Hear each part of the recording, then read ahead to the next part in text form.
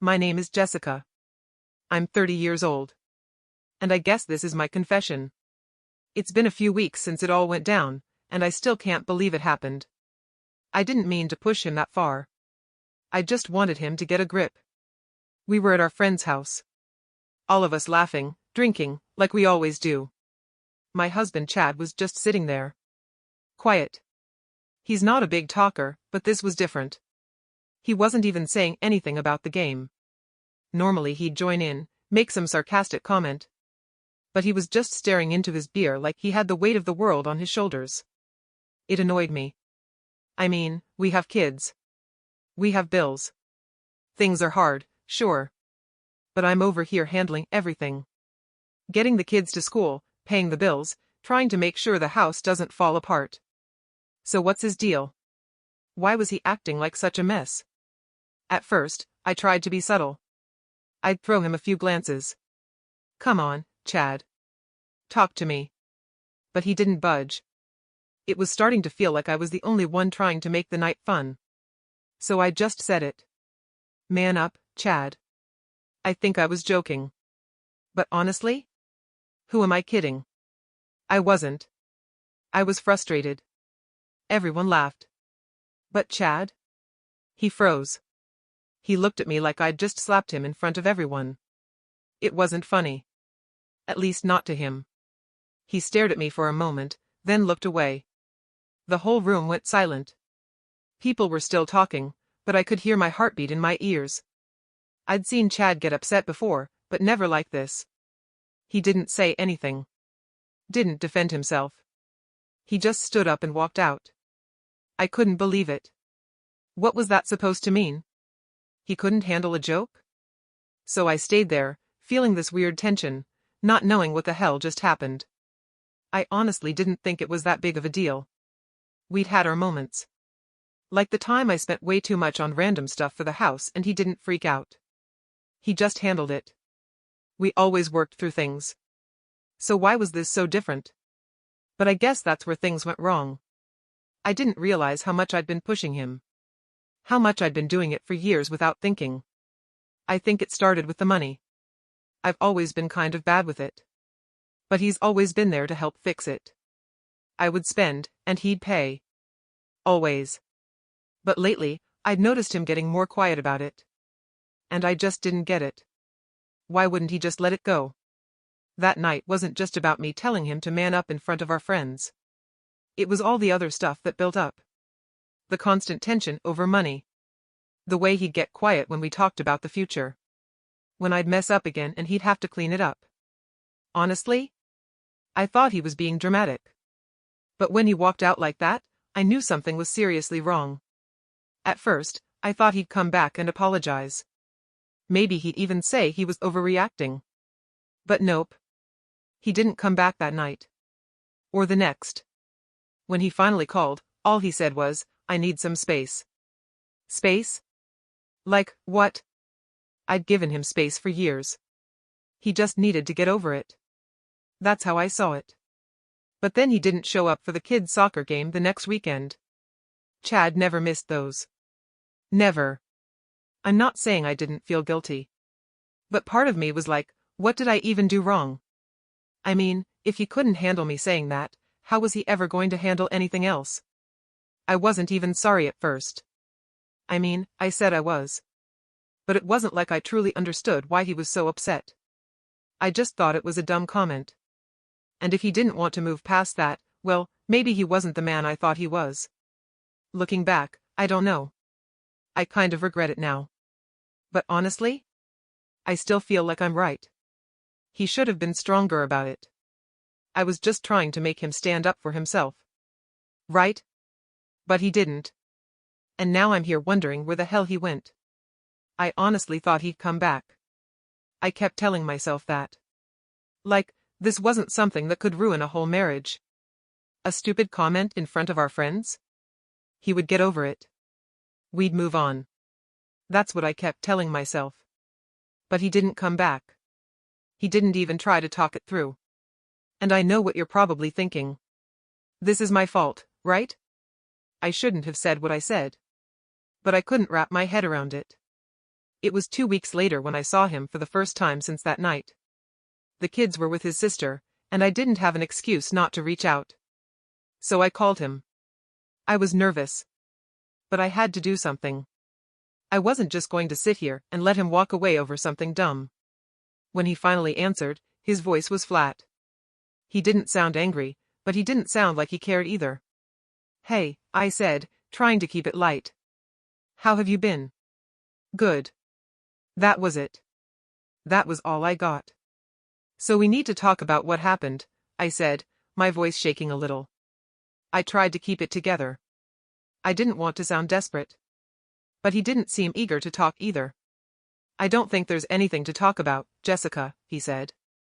Just hearing his voice made something cold settle in my chest. "You said what you said. And it wasn't the first time you've pushed me. You've been doing this for a while." His words hit me like a punch. I wanted to argue, to defend myself. But something in his tone stopped me.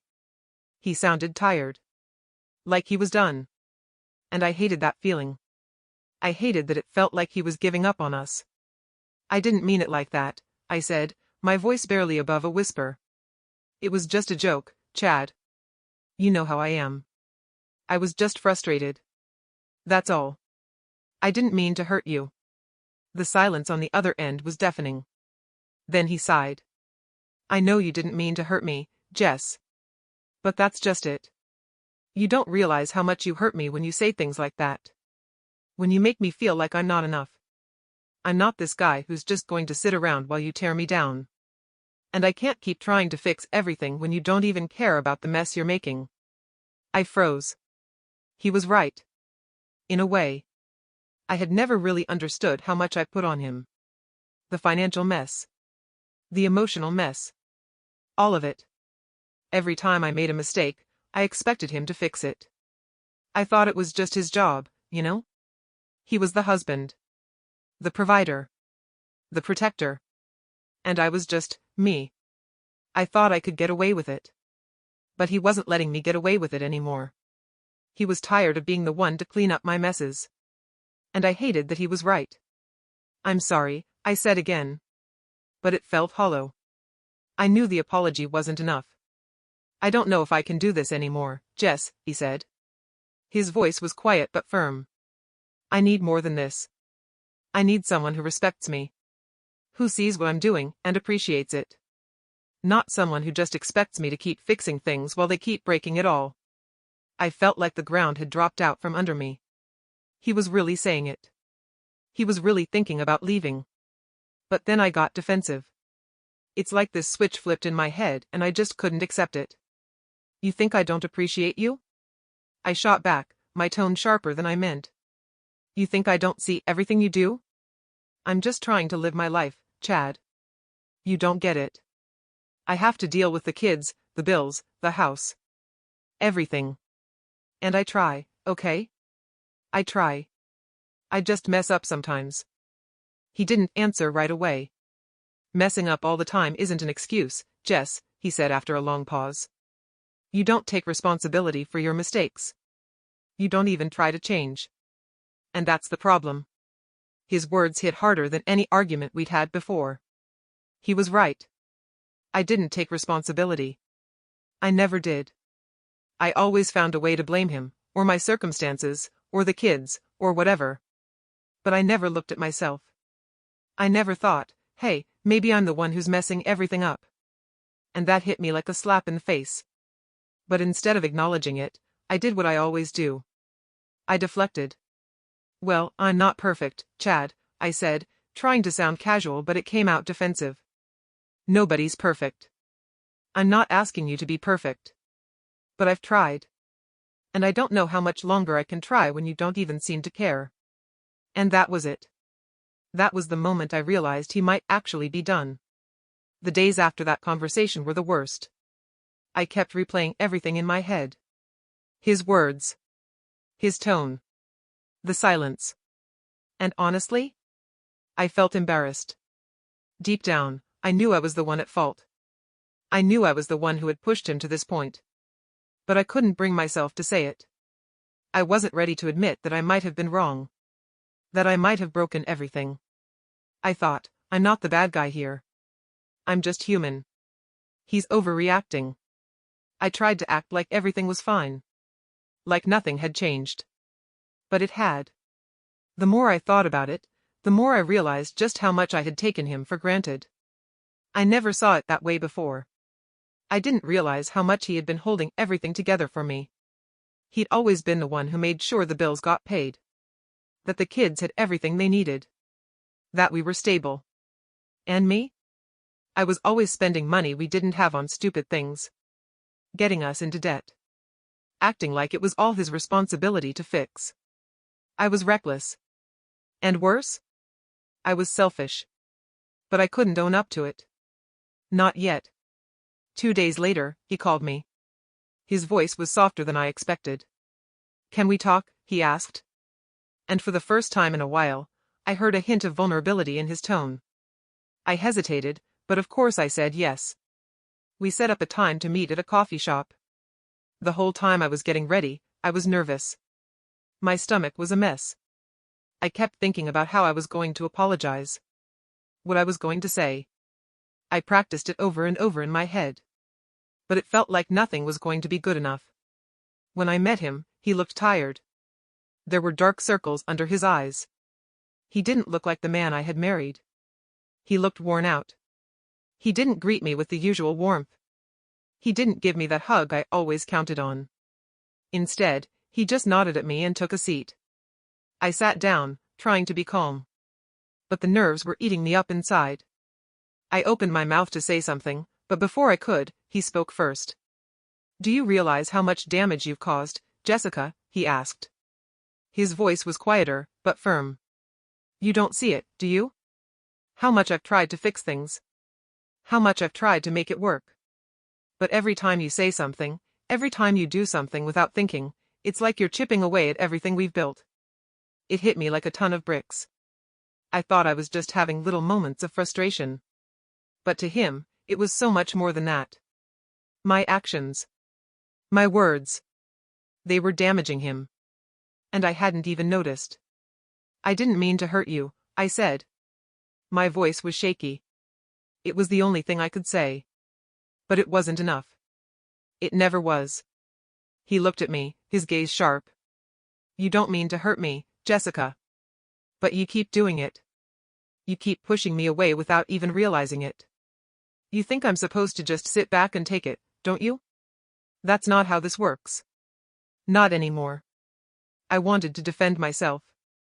I wanted to say, you don't get it. I'm under pressure too. I'm doing my best. But I knew that wasn't the truth. I wasn't doing my best. I was running away from accountability. I was being selfish. And deep down, I knew it. I never wanted to push you away, I said, my voice breaking. I just don't know what I'm doing half the time. I mess up. I know I do.